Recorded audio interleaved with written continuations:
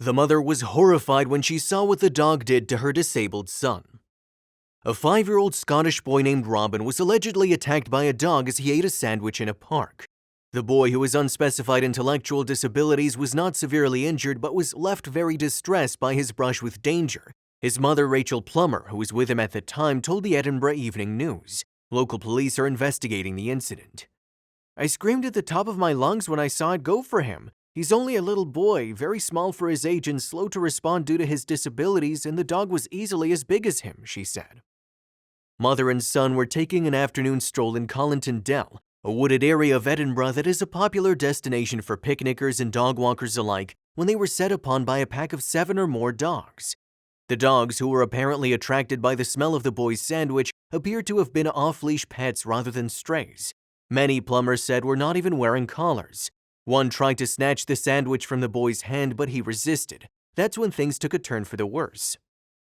"Robin didn't let go at first. He doesn't understand, and so the dog went for him, knocking him down and biting at his arm and shoulder," Plummer said.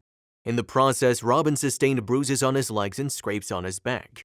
Once Plummer and a companion had wrestled the dog off Robin, they attempted to confront the dog owners, who had been too far away to witness the attack. However, Plummer said they refused to provide their names and ran off after scolding her for following them. At least one of the owners even implied the attack was Plummer's fault by saying, "You shouldn't have been having a picnic in a dog walking area." Upon returning home, Plummer filed a police report.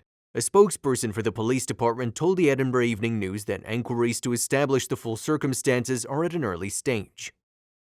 On average, 4.5 million dog bites occur in the United States every year, nearly 1 in 5 of which subsequently become infected. In 2019, dogsbite.org recorded 48 dog bite-related fatalities. Most of these bites were inflicted by pit bulls, a breed known for their tenacity and strength. Between 2005 and 2019, dogs killed 521 people nationally. The same thing happened to this poor girl. A disabled toddler was left with horrible injuries after she was attacked by the family's perfect St. Bernard. Mother Lisanne Naudet ran to help when she heard screams for her in the kitchen and found her 1-year-old covered in blood. The 32-year-old mom of 2 realized their dog, which weighed 60 kilograms and stood at 6 foot tall on its hind legs, had attacked tiny Manet and bit her on the face.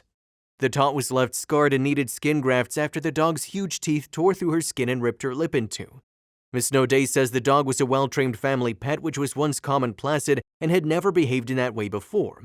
But after the dog went on to sink his teeth into Father Jacques Naudet's arm when they were putting him into the car, he had to be put down.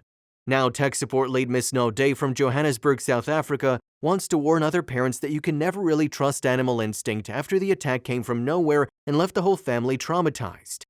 "I heard shouting, and as soon as I saw her, my mother instinct kicked in. I wasn't thinking except how to stop the blood from pouring. Her lip was completely ripped open and she had a huge wound near her neck. It's amazing that didn't hit a major artery.